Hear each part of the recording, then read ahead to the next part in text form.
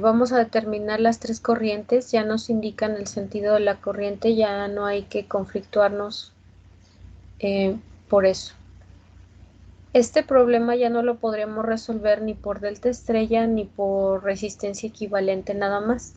Es mucho más complejo dado que tiene dos fuentes de alimentación, una de voltaje y otra de corriente. Y en esta ocasión nos dan el resultado. Bien, ¿por dónde vamos a empezar?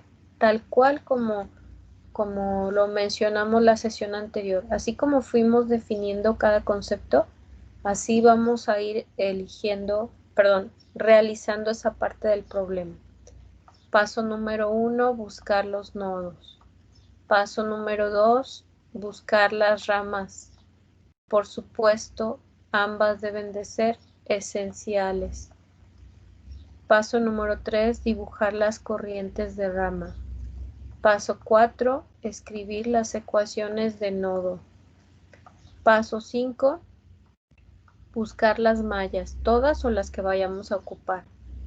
Paso 6, indicar los signos de las caídas y subidas de voltaje. Y paso número 7, escribir las ecuaciones de malla. Una vez que ya tenemos las ecuaciones completas, pues resolvemos y nada más. Bien, aunque este ejercicio dice que la corriente IC es hacia abajo, vamos a ponerla hacia arriba a ver qué ocurre. Esta va a ser IC, así lo vamos a resolver. Bien, primer paso, los nodos. Solo hay dos nodos, los indicamos. Este es el nodo 1, bueno, nodo A. Generalmente se usan letras minúsculas y las primeras del abecedario generalmente. Aunque podríamos ponerle el nombre que fuera, no es obligatorio. Y este es el nodo B. Entonces, ¿cuántas ecuaciones de nodo puedo escribir? Como nada más tengo dos nodos, solo puedo escribir una ecuación. Es más, si escribo las dos, ¿qué va a pasar? Bueno, vamos a escribir las ecuaciones en el nodo A. No fue necesario buscar las ramas ni las corrientes de rama porque ya el problema ya no las da. Entonces nos pasamos al paso 4, que es escribir las ecuaciones de nodo. Voy a escribir en esta ocasión las dos ecuaciones. Las corrientes, de manera convencional, las corrientes que entran son positivas, las corrientes que salen son negativas. Al nodo A entra IA, entra IC y entran 3 amperios. IA, son minúsculas. IA más IC más 3 amperios. Y solamente sale IB. Recordemos que al menos una corriente debe de entrar y una corriente debe de salir, y ese es el caso, al menos hay una que sale. ¿Qué pasa si escribo la ecuación en el nodo B? En el nodo B entra solamente IB y sale IA. Recordemos que aunque la corriente la dibujo aquí, la dibujó aquí el autor del libro, pues en realidad la corriente sale del nodo B, recorre, atraviesa la batería, recorre la resistencia y llega al nodo A. Toda esta es la corriente IA. Entonces del nodo B sale menos IA. También pasa lo mismo con IC, sale del nodo B menos IC. Y también con la corriente de 3 amperios. Sale del nodo B. Y veo que estas dos ecuaciones son equivalentes. Si las escribiera en un sistema de ecuaciones, por ejemplo, si aquí tengo 3 incógnitas, escribo una ecuación de malla más, lo que va a ocurrir es que me va a dar un número infinito de soluciones. Esa es la razón por la cual no se escriben todas las ecuaciones de nodo. Bien, pasamos ahora a las mallas. Para escribir las ecuaciones de malla, escribir las ecuaciones de Malla, primero hay que saber cuáles mallas voy a utilizar. Como ya tengo una ecuación, recordemos que vamos a descartar una de las dos. Y tengo 3 incógnitas, me hacen falta solamente 2 mallas. Puedo escoger, por ejemplo, esta y esta otra. La tercer malla que veo aquí, la malla número 3, no me conviene agregarla, porque si ese fuera el caso, tendría que agregar una incógnita adicional, porque la ecuación de malla solamente habla de voltajes. Entonces habría que agregar la incógnita voltaje en la fuente de 3 amperios, porque aquí solamente conozco la corriente, no el voltaje. Entonces, como no conviene agregar una incógnita adicional, se vuelve un sistema de 4 incógnitas, pues mejor uso aquellas mallas que no contengan fuentes de corriente. Van a ser la malla 1 y la malla 2. ¿Qué sigue ahora? Los signos. Recordemos que las fuentes de alimentación ya tienen su propio signo y las resistencias siempre son caídas de voltaje en la dirección de la corriente. En esta resistencia de 5 ohm consume una parte del voltaje. Entonces le llegan 50, consume una parte del voltaje y sale una cantidad menor, 20 por ejemplo. Entonces vamos de más a menos. Pasa lo mismo con la resistencia de 10 ohms, pero con la de 40 ohms los signos son al revés, porque nuevamente es una caída de voltaje en la dirección de la corriente.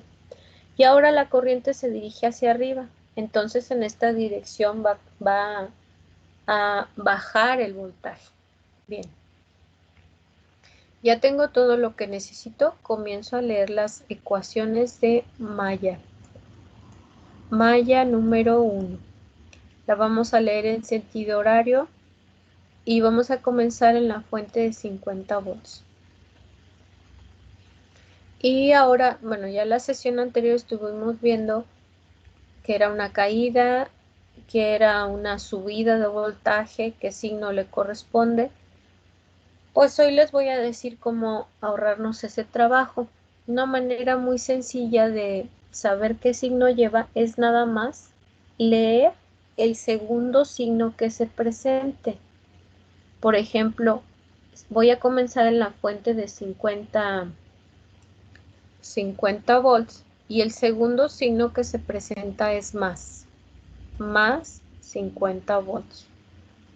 Si interpreto si se trata de una caída o una subida de voltaje, me da el mismo signo.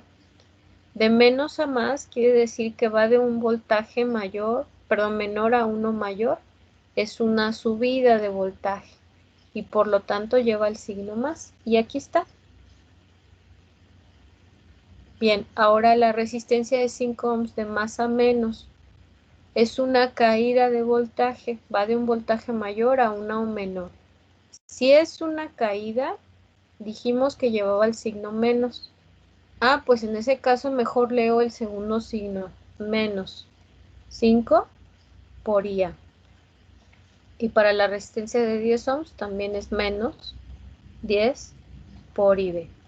Y la suma de estos voltajes debe de ser 0. Me falta una ecuación. Recordemos que una de estas ecuaciones, la del nodo A o la del nodo B, no la puedo usar porque son equivalentes. Si las resto me da 0. IA menos IA 0. IC menos IC 0. 3 amperios menos 3 amperios. Perdón, si las sumo. 0. Y finalmente menos IB más IB 0. No la puedo usar alguna de las dos. Entonces tengo que escribir una ecuación de malla número 2. La vamos a leer también en el sentido de las manecillas de reloj y vamos a comenzar en la resistencia de 10 ohms. Esto que anoto aquí es una cuestión de orden nada más. No es necesario que ustedes lo anoten si tienen la confianza de realizarlo sin esas anotaciones, adelante. Yo generalmente se los recomiendo para que sepamos cómo estamos leyendo la malla, dónde estamos comenzando de qué malla estamos hablando. Bueno, comienzo, decía, segundo signo. El primero que se presenta es menos, el segundo es más. 10 por IB. Para la resistencia de voy en esta dirección, entonces sigue el signo menos, es el primero que se presenta. Voy a usar el segundo, que es más. 40 por IC. Y la suma de todos estos voltajes debe de ser 0. Ya tenemos nuestro sistema de ecuaciones. Son 3 incógnitas. Es un sistema de 3 incógnitas, 3 ecuaciones. Recordemos que hay una I que sobra. Ahorita la borramos. Ahora, ¿qué hay que hacer? Pues resolver por suma y resta, igualación, determinante, eliminación gaussiana. El método del que nos acordemos o con el que estemos más seguros. Bien, ya tenemos nuestro sistema. Lo único que vamos a hacer es reacomodar las ecuaciones, porque ahora sí vamos a usar software, como les decía la software o calculadora.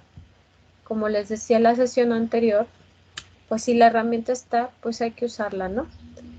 Voy a reescribir las ecuaciones como, igualito que en álgebra lineal, A1, X1 más A2, X2 más A3, X3 igual, bueno, más, etcétera, igual a un valor constante.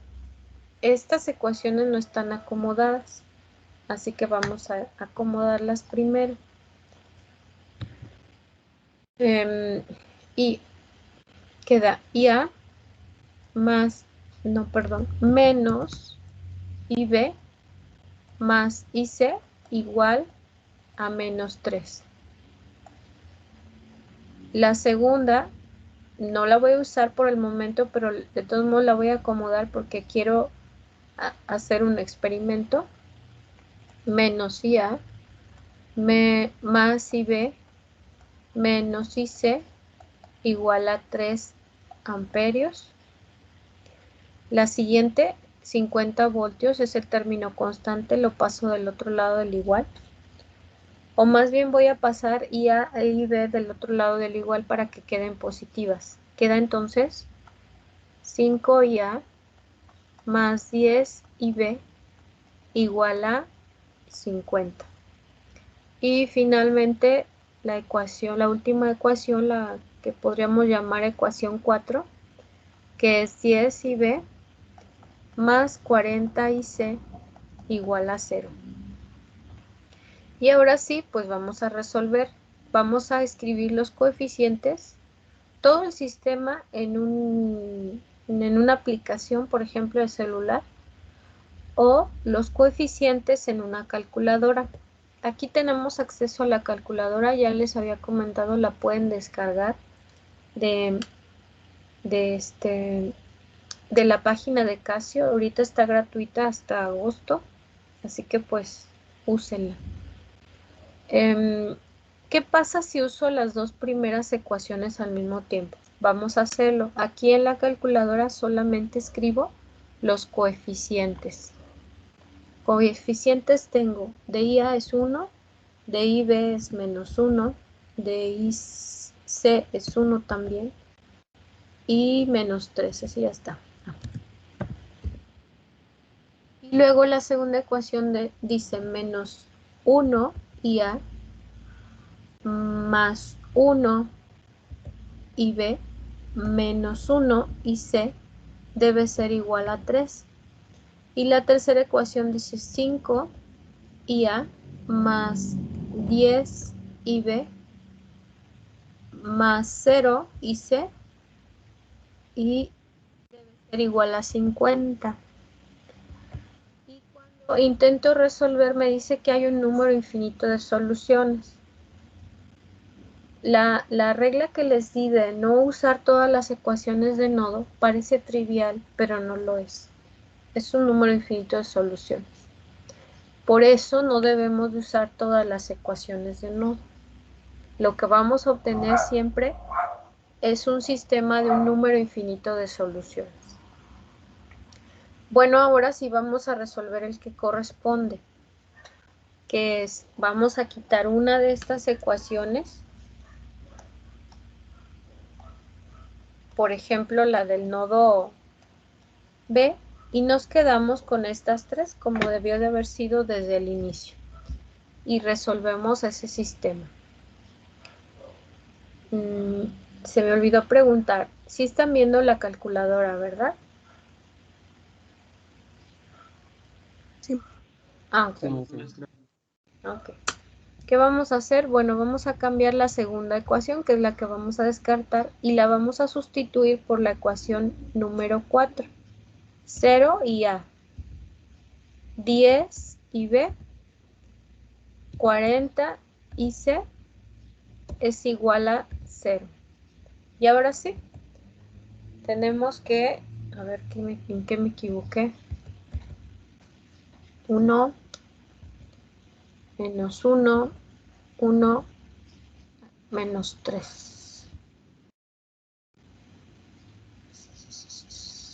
0 y A. 10 y B.